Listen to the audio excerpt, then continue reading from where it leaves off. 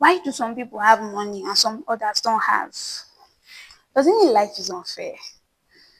Well, the thing is that as much as we would like to put away the whole effect of money on our lives and our relationships with people, it's been proven that the majority of unhappiness amongst people, homes, and organizations is the worry about money. It's caused by worry about money. And many years ago, I think the way money is being talked about now more comfortably, it wasn't always like that. It looked like money was a secret thing that to some religious group you're ungodly if you talk about it so much. Why to some other people maybe you're too greedy. People had their own perception about money. But in every generation, every dispensation, we always have the rich, we always have the poor. What makes a person rich? What makes a person poor? Is it destiny or there's something they're not telling us about money? So, my friends, today we're going to look at what Brian Tracy says about the laws of money. Because Brian Tracy is telling us that there will always be the rich, there will always be the poor. But being rich or poor is not a result of your destiny, it's a result of you, what you do. And if people really have the power to change their financial status, then why do we still have poor people? Today's video covers that as we unravel the laws from Brian Tracy's book. I'll be sharing insights from his book on how we could leverage on the laws of the universe governing money and wealth creation. Come with me.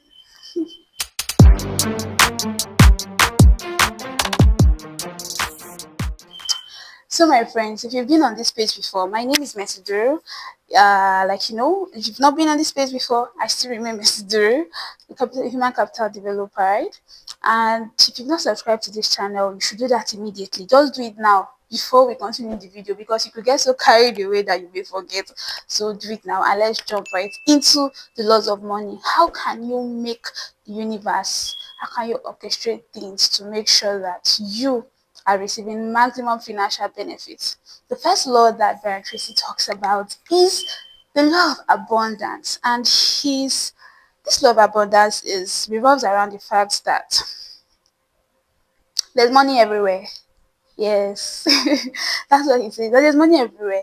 I know you'll be like this probably if you're in the third world countries, like it's called, you are probably experiencing economic downfall and all of that. But the truth is, there are people who are making the most of their money that period of economic downfall. In every recession, there are always people who had financial explosion that period. So Tracy is saying there's money everywhere, the law of abundance. It just depends on you. Do you believe that you are worthy enough to acquire some for yourself? Or do you think you're undeserving of having a particular amount in your bank account? Yes, that is what this law says. So it begins with your mindset. There is abundance. There is an abundance mindset, there's a scarcity mindset. If you come into a place where you feel like there is abundance of these things and I'm deserving of them, I'm going to get them, this already orchestrates your mind to act in accordance to your belief. And that already causes the universe to begin to work towards your favor in line with that thought. But the moment when you feel like things are hard, though, everywhere is dry, hey me, where I want to see 1 million, where I want to see 10 million, and stuff like that, you're already producing an energy field around you that will make you not experience abundance. To orchestrate you in such a way that you would also be in line, having experiences in line with your thought pattern. If you watched our first video where we talked about the laws of life, we dealt about this in a general context. So in relating to money, it also applies. If you think things are hard, if you think you can't make it, if you think, however, you are creating an energy, a magnetic field around you, an energy field around you that causes those things to be a reality. So the first step to moving from a poor to a rich person or from a rich to a poor person is the mindset. Do you have an abundance mindset or do you have a scarcity mindset? Law number two Brian Tracy talks about is what he calls the law of exchange. And in the law of exchange, he lets us know that money is a measure of value. If you get money as a result of the measure of value you bring, it's an exchange, it's an exchange of resource. Now, when you bring your value to the table, you are being paid for it. So what that simply means that whatever you're earning now is as a result of the perceived value you have. So if you're being paid a certain amount of money, it's because the person paying you that money feels like this is what your services are worth. Nobody dashes you money. Money that is dashed is not, it's because the person even values you enough to give you something. We're talking about money that is being earned. But when you earn a certain amount, it's because this is what they perceive that your value is worth. This is what they perceive that the what you bring to the table is worth. So that means that the whole act of earning money is a cause and effect thing. So the cause is what you brought to the table, the task you do, the services you provide, the goods you supply, and while the results or the money you earn is the effect. So if you want to have greater effects, which is greater money earned, you need to what? Put in more effort in creating value. Okay, so two people can be doing the same job, and one is earning $1,000, another is earning just $100. It's because of the perceived value. You could have somebody selling a local food vendor and international chef.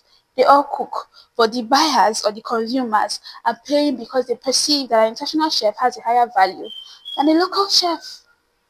So money is a means of exchange. If you want more money, you bring something more value to the table. Okay? So my friends, that will lead us to the third law for today's video. And Brian Tracy calls this law the law of time perspective. Yes, time perspective. If you listen to 10 rich people talk, 10 of them will tell you that creating wealth takes time. It's not something that you just wake up to. No. You could wake up to getting money. You can't wake up to creating wealth. Do you understand? So, if you want to be a wealthy person, you must bring in the time factor. You must learn to delay gratification. You cannot reap the same day you sow. Okay? You cannot reap the same day you sow. So you must know that if you're starting a business today, you may not even reap off the profits of that business, maybe it's like many years down the line. And if truly you know you want to build wealth, then you must have a long-term perspective in mind. You cannot be making decisions solely on the now. It shows you have a short-term perspective and you will not create wealth eventually. So to have um having a long-term perspective is going to help you create so much wealth for yourself, because that way you've learned to delay gratification. This involves having self-mastery, self-denial, being focused on the goal, because there are persons who have poor financial habits that they will overspend their capital.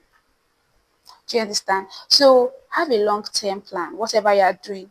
I want this thing to create wealth for me at the end of the day. What are the measures I must put in that are sustainable over the years?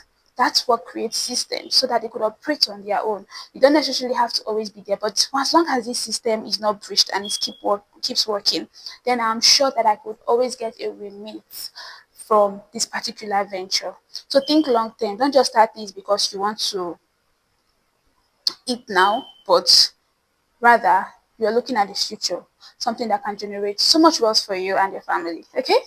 And of course, your loved ones and as many people you want to extend a hand of help to. The last law for today on Bright Tracy's laws of money for this video, although we'll have a continuation in our next video, right? On this law, so this video is not so lengthy. But this particular law is a law that I believe everybody knows about, but very few people are disciplined enough to practice. And that's the law of saving and conservation. Actually mesh these two laws together because they drive home the same point. And this is a law that tells you the simple fact: you can't spend all that you earn. If you've read the book, The Richest Man in Babylon, there was something that was said: pay yourself first. How do you pay yourself first? By taking out a percentage of your income and keeping aside what we call saving. Now, you're not saving so that tomorrow now you just carry the money and eat again. You only spend that money if only what you want to spend it on can assure you of a financial future. So meaning that you should save to invest.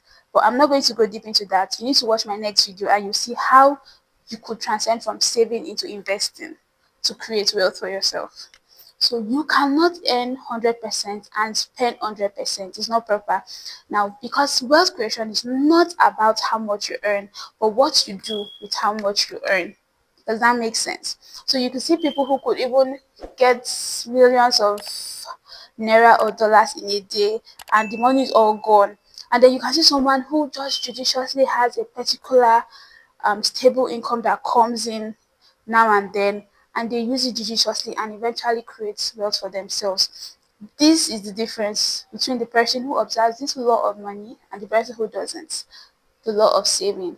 So if I've met people that say they can't help it, they just spend a lot, there there's a difference between wealth creation and wealth management.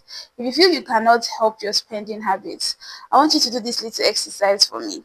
Just take a look at all your assets, calculate all you've been earning over time, subtract your liabilities, things you have to, you know, um, that takes things out of your pocket, that takes money out of your pocket time to time. Just check how much you comes into you and how much you have now, which is what I will call your net worth. Are you comfortable with it?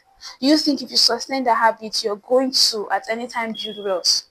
If yes, amazing. If no, then you have to do something about it. And that is taking the step to have a particular percentage you save from your income, either your monthly income, annual income, or whatever comes into your pockets. Okay?